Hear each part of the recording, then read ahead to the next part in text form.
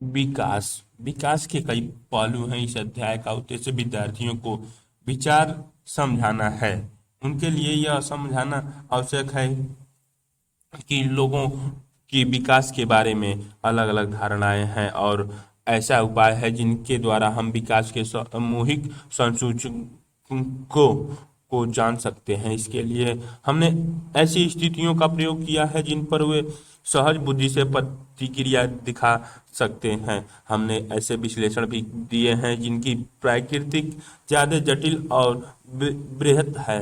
दूसरा प्रश्न यह है कि देशों और राज्यों की तुलना कुछ चयनित विकास सूचकांकों के आधार पर कैसे की जा सकती है।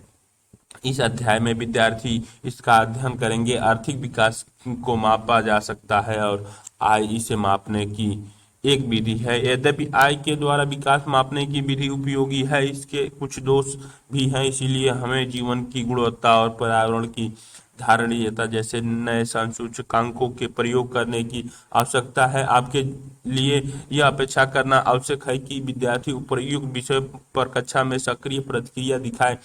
इस विषय पर विद्यार्थियों की राय में काफी अंतर हो सकता है और इस पर विवाद होना भी संभव है। विद्यार्थी को अपने अपने दृष्टिकोण रखने दीजिए। हर खंड के अंत में कुछ प्रश्न और क्रियाकलाप दिए गए हैं। इनका दोहरा उद्देश्य है। पहला, वे इस भाग में चर्चित विचारों को संक्षिप्त में बताते हैं और दूसरा, वे विद्यार्थी को उनकी वास्तविक जीवन परिस्थितियों के निकट लाकर इन विषयों को बेहतर तरीके से समझाने के योग्य बताते हैं। इस अध्याय के कुछ शब्दों का प्रयोग किया गया है जिनका स्पष्टीकरण आवश्यक है, जैसा कि प्रति व्यक्ति आय, साक्षरता दर, शिशु मृत्यु दर, उपस्थिति दर, जीवन प्रत्याशा, सकल नामांकन अनुपात और मानव विकास सूचकांक। इन शब्दों से संबंधित आंकड़े दिए गए हैं तथा इन्हें पूर्ण रूप से समझने के लिए इनका विस्तार से अध्ययन आवश्यक है।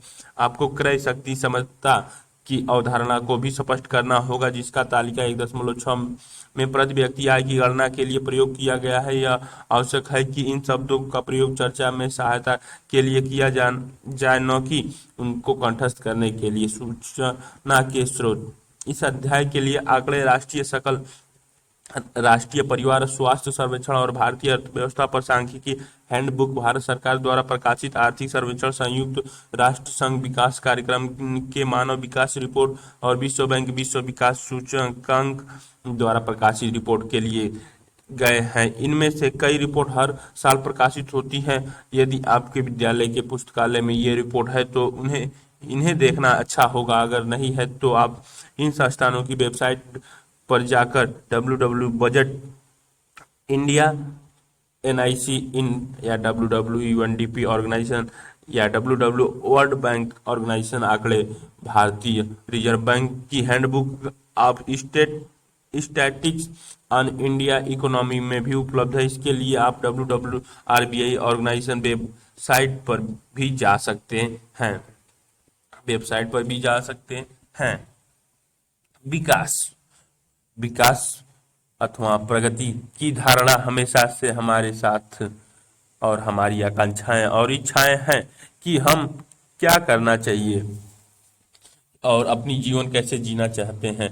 इस तरह हम विचार रखते हैं कि कोई देश कैसा होना चाहिए, हमें किन अनिवार्य वस्तुओं की आवश्यकता है, क्या सभी का जीवन बेहतर हो सकता है, लोग मिलजुल कर कैसे रह सकते हैं और क्या अधिक समानता हो सकती है। विकास के इन सभी प्रश्नों पर विचार करने के और इन लक्ष्यों को प्राप्त करने के उपायों से जुड़ा है। यह विकास जटिल है और इस अध्याय में हम विकास को समझने की प्रक्रिया शुरू करेंगे। आप उच्च कक्षाओं में इन मुद्दों को आर्थिक गहराई से सीखेंगे। इसके अतिरिक्त ऐसे बहुत से प्रश्नों के उत्तर आपको अर्थशास्त्र में ही नहीं बल्कि इतिहास और राजनीतिक विज्ञान के पाठ्य पुस्तक में भी मिलेंगे।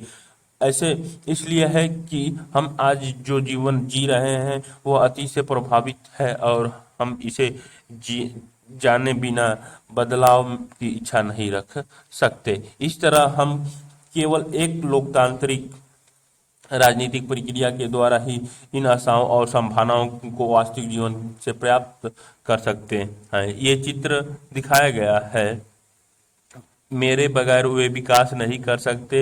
इस व्यवस्था में मेरा विकास नहीं हो सकता। विकास क्या वादा करता है? विभिन्न व्यक्ति, विभिन्न लक्ष्य।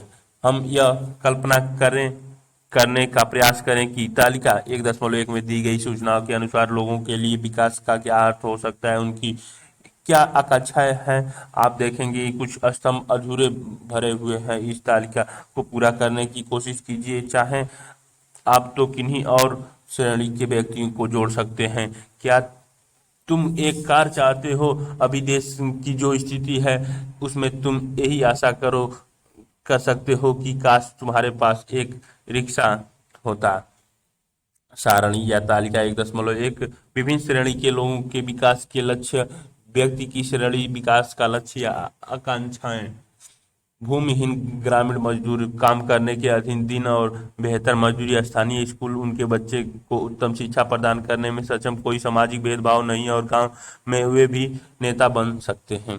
पंजाब में समृद्ध किसान, किसानों को उनकी उपज के लिए ज्यादा समर्थन मूल्य और मेहनती और सस्ते मजदूर द्वारा उच्च पारिवारिक आय सुनिश्चित करना, ताकि वे अपने बच्चे को विदेश में बसा सके। किसान जो खेती के लिए केवल वर्षा पर निर्भर है। भूस्वामी परिवार की एक ग्रामीण महिला, शहरी बेरोजगारी युवक, शहर के अमीर परिवार का एक लड़का, शहर के अमीर परिवार की एक लड़की। उसे अपने भाई के जैसा आज़ादी मिलती है और वह अपने फैसले खुद कर सकती है। वो अपनी पढ़ाई विदेश में कर सकती है।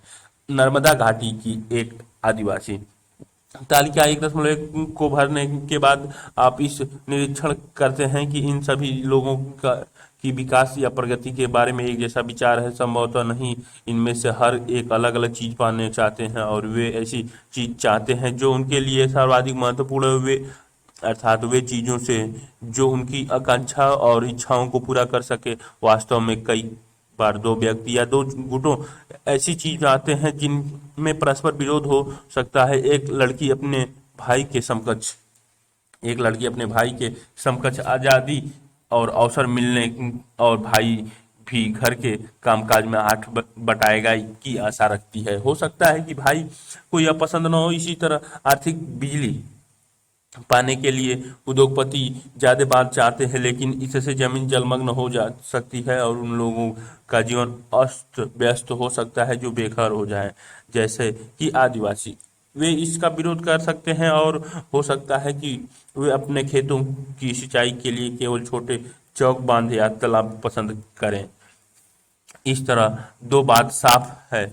एक, अलग अलग लोगों के विकास के लक्ष्य भिन्न भिन्न हो सकते हैं और दूसरा, एक के लिए जो विकास है वह दूसरे के लिए विकास न हो, यहाँ तक कि वह दूसरे के लिए विनाशकारी भी हो सकता है। इस तरह के लोग विकसित होना नहीं चाहते। आय और अन्य लक्ष्य। आप अगर एक बार तालिका 1.1 देखें तो एक बात सामने पाएंगे। लोग चाहते हैं कि उन्हें नियमित काम, बेहतर मजदूरी और अपनी उपज अथवा उन अन्य उत्पादकों के लिए अच्छी कीमतें मिले। दूसरे शब्दों में वे ज्यादा आय चाहते हैं। किसी भी तरह से ज्यादा आय चाहने के अतिरिक्त लोग बराबरी का व्यवहार, स्वतंत्रता, सुरक्षा और दूसरों से आदर मिलने की इच्छा भी रखते हैं। वे भेदभाव से अप्रसन्न होते हैं। ये सभी महत्वपूर्ण लक्ष्य हैं, बल्कि कुछ मामलों में ये अधिक आय और अधिक उपभोग से अधिक महत्वपूर्ण हो सकते हैं, क्योंकि जीने के लिए केवल भौतिक वस्तुएं पर्याप्त नहीं होती। द्रव्य या उससे खरीदा जा सकने वाली भौतिक वस्तुएं एक कारक हैं जिस पर हमारा जीवन निर्भर है, लेकिन हमारे बेहतर जीवन ऊपर लिखी अभौतिक वस्तुओं पर भी निर्भर करता है। अगर आप यह बात स्पष्ट नहीं लगती है तो अपने अपने जीवन में अपने मित्रों की भूमिका के बारे में जरा सोचिए।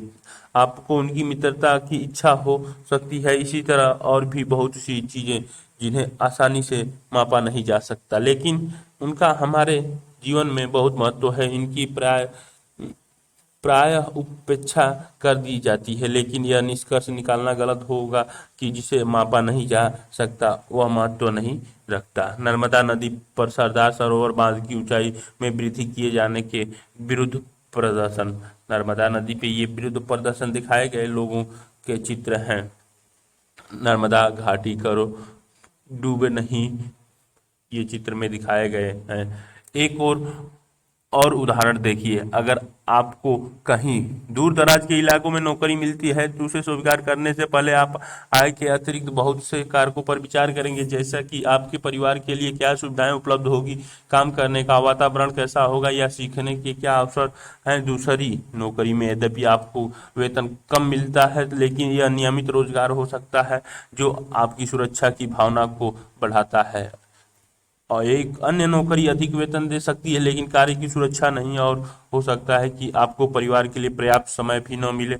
इससे आपकी सुरक्षा और स्वतंत्रता की भावना कम हो जाएगी कम हो जाएगी। इस तरह विकास के लिए लोग मिले जुले लक्ष्यों को देखते हैं। यह सच है कि यदि महिलाएं वेतनभोगी कार्य करती हैं तो घर और समाज में उनका आदर बढ़ता है, तथा यह भी सच है कि अगर महिलाओं के लिए आदर है तो घर में उनका कामकाज में ज्यादा हाथ बटाया जाएगा और घर से बाहर करने वाली महिलाओं को अधिक स्वीकार किया जाएगा। सुरक्षित और संरक्षित वातावरण के कारण ज्यादा महिलाएं विभिन्न प्रकार की नौकरियां या व्यापार कर सकती हैं। इसीलिए लोगों के विकास के लक्ष्य केवल बेहतर आय के ही नहीं होते, बल्कि जीवन में अन्य महत्वपूर्ण चीजों के बारे में भी होते हैं। आओ इन पर विचार करें।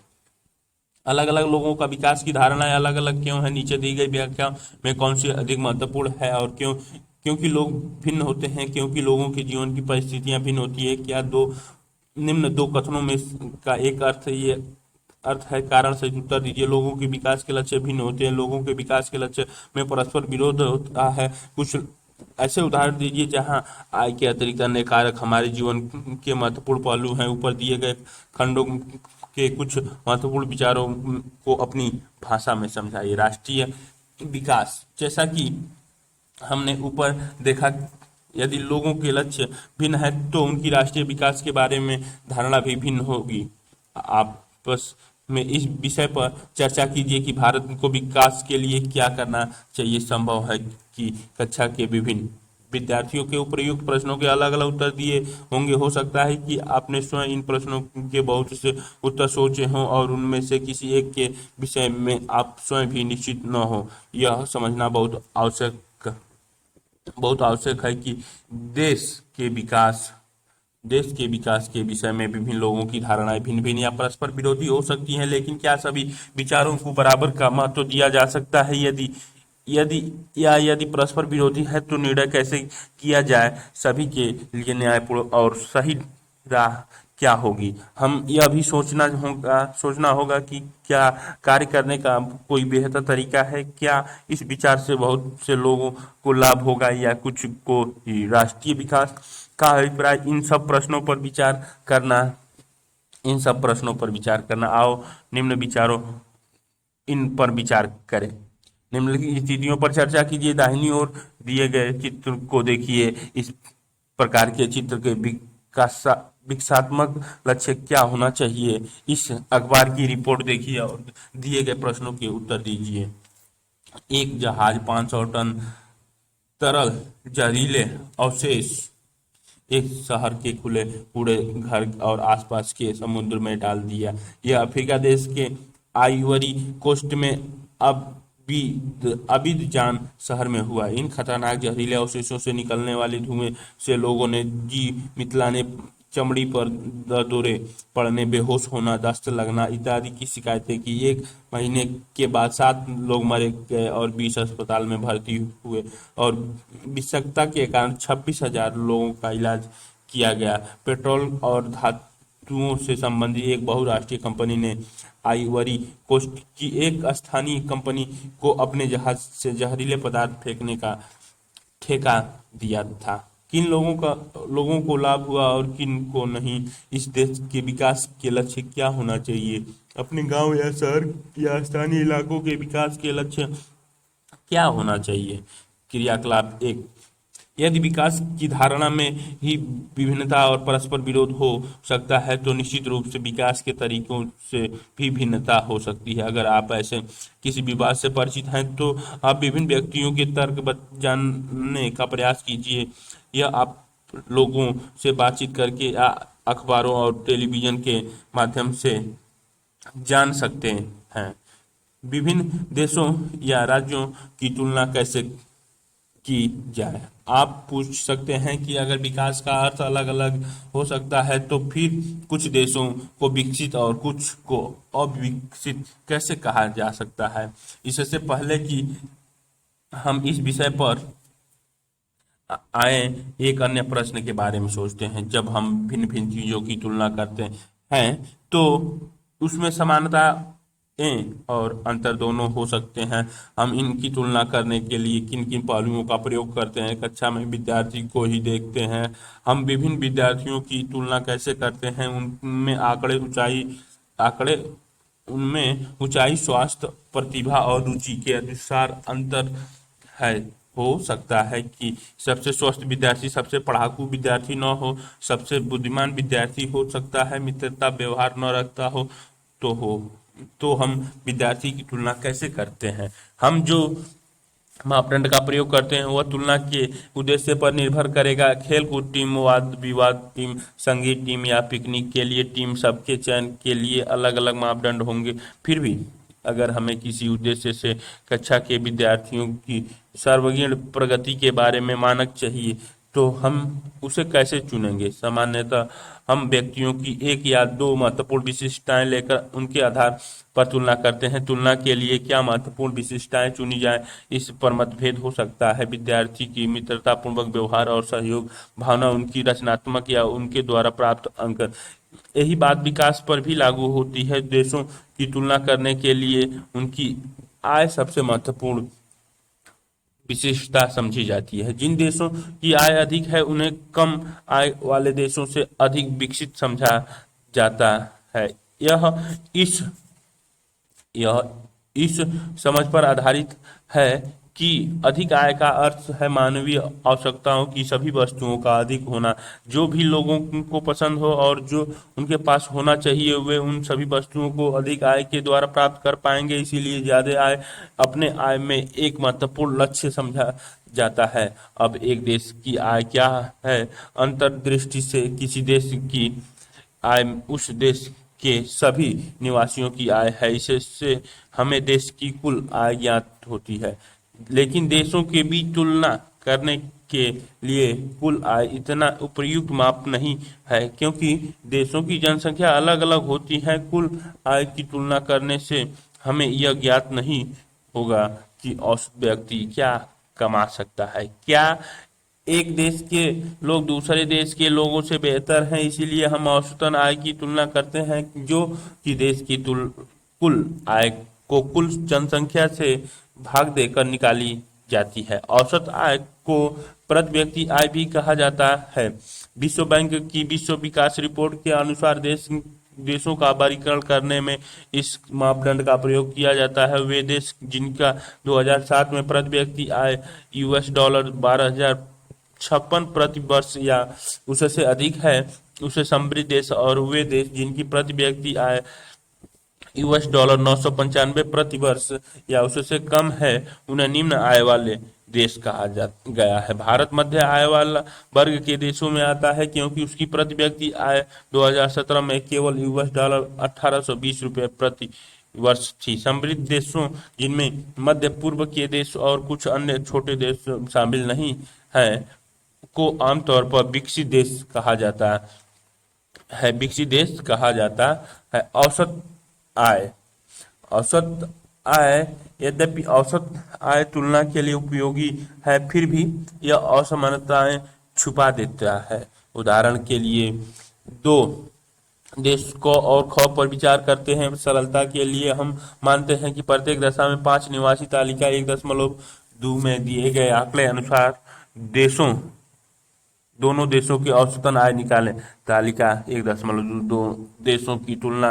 देश नागरिकों की मासिक आय रुपए में 1, 2, 3, 4, 5। औसतन देश को 95,000, 10,500, 9800, 10,000, 10,200। देश ख में 500, 500, 500, 500 और लास्ट में 48,000। क्या आप इन दोनों देशों में रहकर समान रूप से सुखी होंगे? क्या दोनों देश बराबर विकसित हैं? शायद हम में से कुछ लोग देश ख में रहना पसंद करेंगे अगर हमें यह आश्वासन हो कि हम उस देश के 5वें नागरिक होंगे। लेकिन अगर हमारी नागरिकता संख्या लॉटरी के द्वारा निश्चित होगी तो शायद हम में से ज़्यादातर लोग देश क में रहना पसंद करेंगे। ऐसा इसलिए क्योंकि यद्यपि दोनों देशों की औसतन आय एक समान है, देश क के लोग न तो बहुत अमीर हैं न बहुत गरीब, जबकि देश ख के ज़्यादातर नागरिक गरीब हैं और एक व्यक्ति बहुत अमीर है। इसीलिए यद्यपि औसत आय तुलना के लिए उपयोगी है, लेकिन इससे यह पता नहीं चलता है कि यह आय लोगों में किस प्रकार वितरित है। ये चित्र में गरीब विहीन और अमीर विहीन व्यक्तियों का देश। हमने कुर्सियों को बनाया तथा उनका उपयोग करते हैं। गरीब तथा अमीर व्यक्तियों का देश। हमने कुर्सियों को बनाया तथा उसने ले लिया। आओ इन पर विचार करें। 3 उदाहरण दीजिए जहां स्थितियों की तुलना के लिए औसत का प्रयोग किया जाता है। क्या आप सोचते हैं कि औसत आय विकास को समझने के लिए एक महत्वपूर्ण मापदंड है? व्याख्या कीजिए। प्रति व्यक्ति आय के माप की अतिरिक्त आय के कौन से अन्य उदाहरण हैं जो 2 या 2 से अधिक देशों की तुलना के लिए महत्वपूर्ण महत्व रखते हैं? मान लीजिए कि रिकॉर्ड ये दिखाते हैं कि देश के की आय समय के साथ बढ़ती जा रही है। क्या इससे हम निष्कर्ष पर पहुंच सकते हैं कि अर्थव्यवस्था के सभी भाग बेहतर हो गए हैं? अपना उदाहरण सही दीजिए। विश्व विकास रिपोर्ट 2012 के अनुसार निम्न आय वाले देशों को प्रति व्यक्ति आय ज्ञात कीजिए। एक अनुच्छेद लिखिए कि भारत को एक विकसित देश बनने के लिए क्या करना या प्राप्त करना चाहिए। आय और अन्य मानक मापदंड। जब हमने व्यक्तिगत आकांक्षाओं और लक्ष्यों को देखा तो पाया कि लोग केवल बेहतर आय के बारे में ही नहीं सोचते, बल्कि वे अपनी सुरक्षा, दूसरों से आदर और समानता का व्यवहार पाना, आज़ादी इत्यादि जैसे लक्ष्यों के बारे में भी सोचते हैं। इसी प्रकार जब हम किसी देश या क्षेत्र के बारे में सोचते हैं तो हम औसत आय के अतिरिक्त अन्य महत्वपूर्ण लक्षणों के विषय में भी सोचते हैं। ये विशेषताएं क्या हो सकती हैं, इसका निरीक्षण हम एक उदाहरण के द्वारा करते हैं। तालिका 1.3 हरियाणा, केरल और बिहार के प्रति व्यक्ति आय दर्शाती है। वास्तव में ये आय आंकड़े वर्ष 2016 से 17 की वर्तमान कीमतों पर प्रति व्यक्ति निवल राज्य घरेलू उत्पाद के हैं। अभी हम इस जटिल शब्दों का क्या वास्तविक अर्थ है उसे छोड़ देते हैं। मोटे तौर पर हम इसे राज्य के प्रति व्यक्ति आय मान सकते हैं। हम देखते हैं कि इन तीनों राज्यों में हरियाणा के प्रति व्यक्ति आय सबसे अधिक है। हरियाणा के प्रति व्यक्ति आय सबसे अधिक। तालिका 1.3 चयनित राज्यों के प्रति व्यक्ति आय। राज्य 2016-17 के लिए प्रति व्यक्ति आय रुपए में हरियाणा में 1,80,174, केरल में 1,63,475, बिहार में 34,409 रुपये। स्रोत आर्थिक सर्वेक्षण 2018-19 PA 29 से लिया गया है और बिहार सबसे पीछे है। इसका अर्थ है कि औसतन हरियाणा में एक व्यक्ति एक वर्ष में 1,80,174 रुपये कमाता है, जबकि बिहार में औसतन वह केवल 34,409 रुपये कमा पाता है। इसीलिए अगर विकास को मापने के लिए प्रति व्यक्ति आय का प्रयोग किया जाए तो तीनों राज्यों में हरियाणा सबसे अधिक और बिहार सबसे कम विकसित राज्य माना जाएगा। अब हम इन तीनों राज्यों के कुछ और आंकड़ों पर नजर डालते हैं कि जो तालिका 1.4 में दिया गया है। हरियाणा तालिका 1.4 में हरियाणा, केरल और बिहार के कुछ तुलनात्मक आंकड़े दिए गए हैं। राज्य शिशु मृत्यु दर 1,000 व्यक्ति 2007 में, साक्षरता दर 2011, निविल उपस्थिति अनुपात प्रति 100 व्यक्ति, उच्चतर आयु 14 से 15 वर्ष 2013 से 14 में। हरियाणा 30, 82, 61, केरल 10, 94, 83, बिहार 35, 62 और 43। स्रोत आर्थिक सर्वेक्षण 2018-19 PA 160 वॉल्यूम 2, भारत सरकार राष्ट्रीय नमूना सर्वेक्षण संगठन रिपोर्ट 575। और अंतिम इस तालिका के प्रयोग किए गए कुछ शब्द की व्याख्या। शिशु मृत्यु दर किसी वर्ष में पैदा हुए 1,000 जीवित बच्चों में से 1 वर्ष की आयु से पहले मर जाने वाले बच्चों का अनुपात दिखाती है।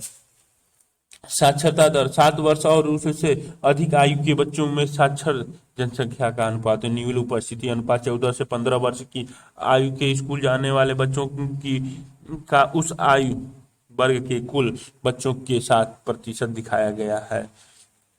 इस यह तालिका क्या दर्शाती है? तालिका पहला स्तंभ दिखाता है कि केरल में 1000 जीवित पैदा हुए बच्चों में से 10 बच्चे 1 वर्ष की आयु तक पहुंचने से पहले मर जाते हैं, लेकिन हरियाणा में यह अनुपात 30 था, जो केरल की तुलना में 2 गुने से ज्यादा है। दूसरी ओर हरियाणा की प्रति व्यक्ति आय के केरल राज्य से जैसे तालिका 1.3 में दिखाया गया है। जरा सोचिए कि अपने माता पिता के लिए आप कितने प्यारे हैं। वह सोचिए कि सब लोग कितना प्रसन्न होते हैं जब कोई बच्चा जन्म लेता है। अब ऐसे माता पिताओं के बारे में सोचिए जिनके बच्चे अपने पहले जन्मदिन जन्मदिन से पहले ही मर जाते हैं। ऐसे माता पिताओं को कितना दुख महसूस होता है। दूसरा यह देखिए कि ये आंकड़े किस वर्ष के हैं। वर्ष 2017 के हैं, तो हम बहुत पुराने समय की बात नहीं कर रहे हैं। यह हमारी स्वतंत्रता के 70 वर्ष बाद की बात है, जब हमारे देश के बड़े शहर ऊंची ऊंची ये चित्र में डॉक्टर द्वारा बच्चे अधिकांश शिशु को बुनियादी स्वास्थ्य सुविधाएं भी नहीं मिल पाती। इमारतों और खरीदारी के लिए शॉपिंग मॉल से भरे हुए हैं। समस्या शिशु मृत्यु दर पर समाप्त नहीं हो जाती। तालिका का अंतिम स्तंभ दिखाता है कि बिहार के लगभग आधे बच्चे कक्षा 8वीं तक के बाद स्कूल नहीं जा रहे हैं। अर्थात यदि आप बिहार के किसी स्कूल में पढ़ते होते तो आपकी प्रारंभिक कक्षा के लगभग आधे से अधिक बच्चे गायब होते हैं। जिन बच्चों को स्कूल में होना चाहिए था वे वहाँ नहीं होते। अगर ये आपके साथ होता तो आप अभी तक सब न पढ़ पाते जो पढ़ रहे हैं। ये सार्वजनिक सुविधाएं ऐसा क्यों है? हरियाणा में औसतन व्यक्ति की आय केरल के औसतन व्यक्ति की आय से अधिक है, लेकिन इन महत्वपूर्ण क्षेत्रों में वह केरल से पीछे है। इसका कारण यह है कि यह आवश्यकता नहीं है कि जेब में रखा रुपया ये सब वस्तुओं और सेवाओं खरीद सकें जिनकी आपको एक बेहतर जीवन के लिए आवश्यक हो सकती है। नागरिक इतनी भौतिक वस्तुएं और सेवाएं प्रयोग कर सकते हैं, इसके लिए आप अपने आप में संपूर्ण रूप से पर्याप्त सूचनाएं नहीं है। उदाहरण के लिए सामान्यतः आप द्रव्य आपके लिए प्रदूषण मुक्त वातावरण नहीं खरीद सकता या बिना मिलावट की दवाएं आपको नहीं दिला सकता, जब तक आप ऐसे समुदाय में ही जाकर नहीं रहने लग जाते हैं जहां ये सुविधाएं पहले से उपलब्ध हों। द्रव्य आपको संक्रामक बीमारियों से भी नहीं बचा सकता जब तक आपका पूरा समुदाय इनसे बचाव के लिए कदम नहीं उठाता। ये चित्र में दिखाए गए हैं सतत सार्वजनिक विकास के लिए शिक्षा जरूरी दिखाई गई है। वास्तव में जीवन में बहुत सी महत्वपूर्ण चीजें के लिए सबसे अच्छा और सस्ता तरीका इन वस्तुओं और सेवाओं के सामूहिक रूप से उपलब्ध कराना है। जरा सोचिए, किसी स्थानीय इलाकों के लिए सामूहिक सुरक्षा प्रदान करना अधिक सस्ता है अथवा हर घर के लिए अलग अलग सुरक्षा गार्ड रखना। क्या आप क्या करते हैं? अगर आपके गांव या इलाके में आपके अतिरिक्त कोई और पढ़ने में रुचि नहीं रखता, क्या तुम पढ़ा पाओगे? शायद तब तक नहीं जब तक कि तुम्हारे माता पिता तुम्हें कहीं और निजी स्कूल में पढ़ने भेजने की क्षमता न रखते हो। आप इसीलिए पढ़ पा रहे हैं क्योंकि बहुत से अन्य बच्चे पढ़ना चाहते हैं, और बहुत से लोग ये मानते हैं कि सरकार को स्कूल खोलने चाहिए और अन्य प्रकार की सुविधाएं उपलब्ध करानी चाहिए जिससे सभी बच्चों को पढ़ने का अवसर मिले। अभी भी बहुत से क्षेत्रों में बच्चे, मुख्य रूप से लड़कियां, उच्च विद्यालय शिक्षा भी नहीं ले पाती क्योंकि सरकार या समाज ने इसके लिए पर्याप्त सुविधाएं उपलब्ध नहीं कराई है। केरल में शिशु मृत्यु दर क्योंकि यहाँ स्वास्थ्य और शिक्षा के मौलिक सुविधाएं पर्याप्त मात्रा में उपलब्ध है, इसीलिए इसी प्रकार कुछ राज्यों में सार्वजनिक वितरण प्रणाली ठीक प्रकार कार्य करती है। ऐसे राज्यों में लोगों के स्वास्थ्य और पोषण स्तर निश्चित रूप से बेहतर होने की संभावना लाता है। आओ इन पर विचार करें।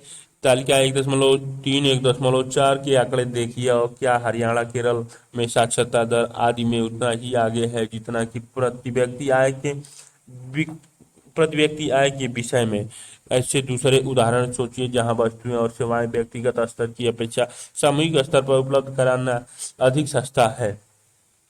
अच्छे स्वास्थ्य और शिक्षा सुविधाओं और उपलब्धता, क्या केरल सरकार द्वारा इन सुविधाओं के लिए किए गए व्यय पर निर्भर करती है। अन्य कौन से कारक प्रासंगिक हो सकते हैं? तमिलनाडु में ग्रामीण क्षेत्रों में 90% लोग राशन की दुकान का प्रयोग करते हैं, जबकि राशन पश्चिम बंगाल में केवल 35% ग्रामीण निवासी इसका उपयोग करते हैं। कहाँ के लोग का जीवन बेहतर होगा और क्यों? ये चित्र में दिखाए गए हैं।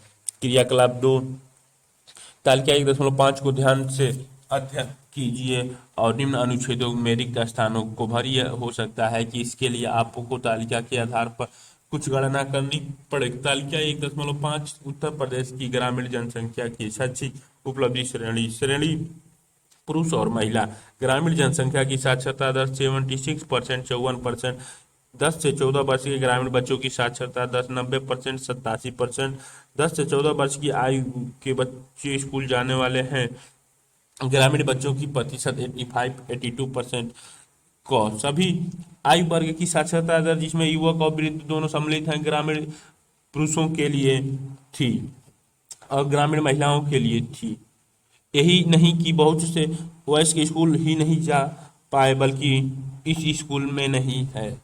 इस तालिका से स्पष्ट है कि प्रतिशत ग्रामीण लड़कियां और प्रतिशत ग्रामीण लड़के स्कूल नहीं जा रहे हैं। इसीलिए 10 से 14 वर्ष की आयु के बच्चों में से प्रतिशत ग्रामीण लड़कियां और प्रतिशत ग्रामीण लड़के निरक्षर हैं। हमारी स्वतंत्रता के 68 वर्ष बाद भी आयु के वर्ग में इस उच्च स्तर की निरक्षरता चिंताजनक है। बहुत से अन्य राज्यों में भी 14 वर्ष की आयु तक के सभी बच्चों को निःशुल्क तथा अनिवार्य शिक्षा प्रदान करने के संवैधानिक लक्ष्य के निकट भी नहीं पहुंच पाए हैं, जबकि इस लक्ष्य को 1960 तक पूरा करना था।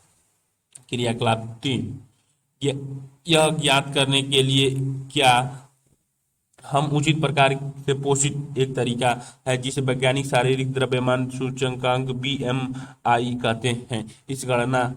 इसकी गणना करना सरल है। कक्षा में प्रत्येक विद्यार्थी अपना भार और ऊंचाई ज्ञात करे। प्रत्येक बच्चे का भार किलोग्राम में लें, फिर दीवार पर एक पैमाना बनाकर सिर को सीधा रखते हुए ऊंचाई का सही माप करें। सेंटीमीटर में नापी गई ऊंचाई का सही माप करें। किलोग्राम में व्यक्त भार को ऊंचाई के वर्ग से भाग दें। आपको जो अंक प्राप्त होता है वही BMI कहलाता है। फिर इस पुस्तक के पृष्ठ 90 और 91 पर दी गई आयु अनुसार BMI तालिका को देखें। विद्यार्थी का BMI सामान्य सामान्य से कम या सामान्य से अधिक हो सकता है।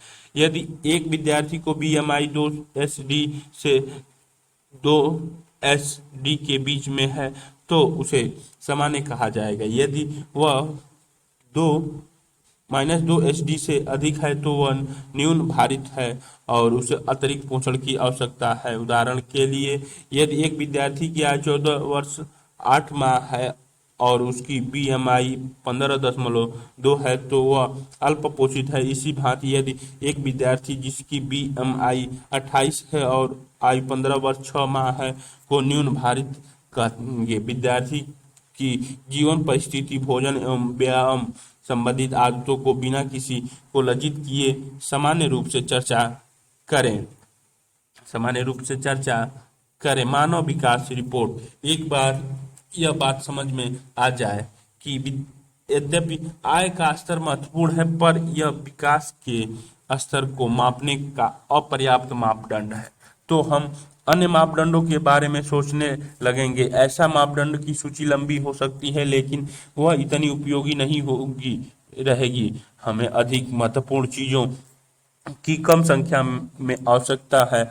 स्वास्थ्य और शिक्षा के सूचक जैसे हमने केरल और हरियाणा की तुलना करने के लिए प्रयोग किए हैं, ऐसे ही सूचकों में है। पिछले लगभग एक दशक में स्वास्थ्य और शिक्षा सूचकों का आय के साथ व्यापक स्तर पर विकास के माप के लिए प्रयोग किया जाने लगा है। उदाहरण के लिए यूएनडीपी द्वारा प्रकाशित मानव विकास रिपोर्ट देशों की तुलना लोगों के शैक्षिक स्तर, उनकी स्वास्थ्य स्थिति और प्रति व्यक्ति आय के आधार पर करती है। भारत और उसकी पड़ोसी देशों की 2019 में मानव विकास रिपोर्ट के कुछ संबंध आंकड़े पर दृष्टि डालने रुचिकर होगा।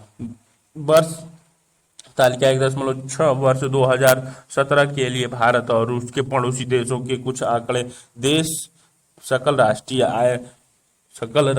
आय प्रति व्यक्ति अमेरिकी डॉलर में 2011 क्रय शक्ति क्षमता, जन्म के समय संभावित आय 2017, विद्यालयी औसत आय 25 वर्ष या उससे अधिक 2017, विश्व में मानव विकास सूचकांक HDI का क्रमांक 2016 में श्रीलंका 11,326, 75.5, 10.9, 76, भारत में 6,353, 67, 68.8, 6.4, 130, म्यांमार 5,567, 66.7, 4.9, 148, पाकिस्तान में 5,331, 66.6, 5.2, 150, नेपाल में 2,471, 70.6, 4.9, 149, बांग्लादेश में 3,677, 72.8, 5.8, 136।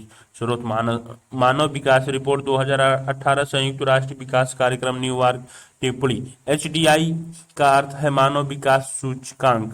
ऊपर दी गई तालिका में HDI सूचकांक का कार्यक्रम कुल 189 देशों में से है। जन्म के समय संभावित आयु, जैसा कि नाम से स्पष्ट है, व्यक्ति को की जन्म के समय औसत आयु की संभावना दर्शाती है। प्रति व्यक्ति आय की गणना सभी देशों के लिए डॉलर में की जाती है ताकि उसकी तुलना की जा सके। यह इस तरीके से भी की जाती है कि $1 किसी भी देश में सामान्य मात्रा में वस्तुएं और सेवाएं खरीद सके। यहाँ क्या यह आश्चर्यजनक नहीं है कि हमारे पड़ोस का एक छोटा सा देश श्रीलंका हर विषय में भारत से आगे है और हमारे जैसे बड़े देश का विश्व में इतना नीचा का क्रमांक है। तालिका 1.6 यह भी दिखाता है कि यद्यपि नेपाल और बांग्लादेश के प्रति व्यक्ति आय भारत की तुलना में कम है, फिर भी वे भारत से आयु संबंधी में पीछे नहीं है। HDI के परिकलन के लिए बहुत से सुधारों का सुझाव दिया गया है। मानव विकास सूचकांक रिपोर्ट में बहुत से नए घटक जोड़े गए हैं, लेकिन मानव के विकास से पहले यह बात स्पष्ट कर दी गई है कि विकास महत्वपूर्ण है। एक देश के नागरिकों के साथ क्या हो रहा है, लोगों का स्वास्थ्य, उनका कल्याण सबसे अधिक जरूरी है। क्या आप सोचते हैं कि मानव विकास को मापने के लिए और पहलुओं पर विचार किया जाना चाहिए? विकास की धारणीयता। हम विकास को जिस तरह भी परिभाषित करें, अभी के लिए मान लें कि एक विशेष देश काफी विकसित है, हम निश्चित रूप से यह चाहेंगे कि विकास का यह स्तर और ऊंचा हो या कम से कम भावी पीढ़ी के लिए यह स्तर बना रहे। यह स्पष्ट रूप से वांछनीय है, लेकिन 20वीं सदी के उत्तरार्ध में बहुत से वैज्ञानिक यह चेतावनी देते आ रहे हैं कि विकास का वर्तमान प्रकार और स्तर धारणीय नहीं है। अब हम इसे निम्न उदाहरणों द्वारा समझने का प्रयत्न करते हैं। ये हमने विश्व को अपने पूर्वजों से उत्तराधिकारी में प्राप्त नहीं किया, हमने इसे अपने बच्चों से उधार लिया है। उदाहरण, भारत में भूमिगत जल। हाल के प्रमाणों से पता चलता है कि देश के कई भागों में भूमिगत जल के अति उपयोग होने का गंभीर संकट। 300 जिलों में सूचना मिली है कि वहां पिछले 20 सालों से पानी के स्तर में 4 मीटर से अधिक की गिरावट आई है। देश का लगभग 1/3 भाग भूमिगत जल भंडारणों का अति उपभोग कर रहा है। यदि इस साधन के प्रयोग करने का वर्तमान तरीका जारी रहा तो अगले 25 वर्षों में देश का 60% भाग इस साधनों का अति उपयोग कर रहा होगा। भूमिगत जल का अति उपयोग विशेष रूप से पंजाब और पश्चिम उत्तर प्रदेश के कृषि की दृष्टि से समृद्ध क्षेत्र, मध्य और दक्षिण भारत के चट्टानी पठारी क्षेत्रों, कुछ तटवर्ती क्षेत्रों और तेजी से विकसित होती शहरी बस्तियों में पाया जाता है। आप ऐसा क्यों सोचते हैं कि भूमिगत जल का अति उपयोग हो रहा है? क्या बिना अति उपयोग के विकास हो सकता है? ये चित्र में नदी से निकालती, कुएं से निकालती पानी। भूमिगत जल नवीनीकरण साधन का उदाहरण है। फसल और पौधों की तरह इन साधनों को पुनः पूर्ति प्रकृति करती है, लेकिन यहाँ भी हम इन साधनों का अति उपयोग कर सकते हैं। उदाहरण के लिए भूमिगत जल का यदि बरसात द्वारा हो रही पुनः पूर्ति से अधिक प्रयोग करते हैं तो हम इस साधन का अति उपयोग कर रहे होंगे। गैर नवीनीकरण साधन वे हैं जो वर्षों के प्रयोगों के पश्चात समाप्त हो जाते हैं। इन संसाधनों को धरती पर एक निश्चित भंडारण है और इनकी पुनः पूर्ति नहीं हो सकती। कभी कभी हमें ऐसे नए साधन मिल जाते हैं जिनके बारे में हमें पहले कोई जानकारी नहीं थी। नए स्रोत भंडारण में वृद्धि करते हैं, लेकिन समय के साथ यह भी समाप्त हो जाएंगे। उदाहरण के लिए हमें जमीन से जो कच्चा तेल निकालते हैं वह एक गैर नवीनीकरण संसाधन है, लेकिन हमें तेल का एक ऐसा स्रोत मिल सकता है जिसके बारे में हमें पहले जानकारी न हो। इसके लिए हर समय खोज चलती रहती है। नीचे दी गई तालिका को देखिए। उदाहरण 2, प्राकृतिक संसाधनों का दोहन। कच्चे तेल के लिए निम्न आंकड़े देखिए। तालिका 1.7। कच्चे तेल के अतिरिक्त भंडारण क्षेत्र। देश भंडारण 2017 में 1000 मिलियन बैरल भंडारों के चलन की अवधि वर्ष में। मध्य पूर्व में 807.7 यानी 70, संयुक्त राज्य अमेरिका में 50.5 और विश्व में 1696.6, 50.2। स्रोत BP statical review of world energy June 2018, पृष्ठ संख्या 12। यह तालिका कच्चे तेल के भंडारणों के अनुमान कॉलम 1 को दर्शाती है। अधिक महत्वपूर्ण यह है कि यह बताती है कि यदि कच्चे तेल का प्रयोग वर्तमान दर पर चालू रहे तो ये भंडारण कितने वर्ष चलेगा। यह संपूर्ण विश्व के लिए, किंतु अलग अलग देशों की अलग अलग स्थितियां हैं। यह भंडारण केवल 50 वर्ष में समाप्त हो जाएगा। भारत जैसे देश इसके आयात पर निर्भर है, जिसके पास तेल के पर्याप्त भंडारण नहीं है। तेल की कीमत बढ़ती है तो प्रत्येक पर भार पड़ता है। संयुक्त राज्य अमेरिका जैसे कुछ देश हैं जिनके पास भंडारण तो कम है, लेकिन वे इसे सैन्य और आर्थिक शक्ति के द्वारा पाना चाहते हैं। विकास की धारणीयता का प्रश्न इसकी प्राकृतिक और प्रक्रिया के बारे में कई अन्य मूल नए विषय खड़े कर देते हैं। क्या किसी देश का विकास प्रक्रिया के लिए कच्चा तेल अनिवार्य है? चर्चा कीजिए। भारत को कच्चे तेल का आयात करना पड़ता है। उपरोक्त स्थिति को देखते हुए भारत के लिए आने वाले समय में किन समस्याओं का पूर्वानुमान लगा सकते हैं या कर सकते हैं? पर्यावरण में गिरावट के परिणाम राष्ट्रीय और राज्य सीमाओं का ख्याल नहीं करते। यह एक क्षेत्र या देशगत विषय नहीं रहा। हम सब का भविष्य परस्पर जुड़ा हुआ है। विकास की धारणीयता तुलनात्मक स्तर पर ज्ञान का नया क्षेत्र है, जिसमें वैज्ञानिक, अर्थशास्त्री, दार्शनिक और अन्य सामाजिक वैज्ञानिक मिलजुल कर काम कर रहे हैं। विकास या प्रगति का प्रश्न हमेशा चलने वाला प्रश्न है। हर वक्त में हमें व्यक्तिगत स्तर पर और समाज का सदस्य होने के नाते यह प्रश्न पूछने की आवश्यकता है कि हम कहाँ जाना चाहते हैं, हम क्या बनना चाहते हैं और हमारे लक्ष्य क्या हैं। इसके लिए विकास की बहस जारी है। प्रश्न दे रखे हैं, काफी लंबे चौड़े प्रश्न हैं। ये सारे के सारे अतिरिक्त परियोजना या क्रियाकलाप दे रखा है। अपने क्षेत्र के विकास के विषय में चर्चा के लिए 3 विभिन्न वक्ताओं को आमंत्रित कीजिए। अपने मस्तिष्क में आने वाले सभी प्रश्नों को उनसे पूछिए। इन विचारों पर समूह में चर्चा कीजिए। प्रत्येक समूह एक दीवार चार्ट बनाइए जिसके कारण सहित अन्य विचारों का उल्लेख करें जिनसे आप सहमत अथवा असहमत हैं।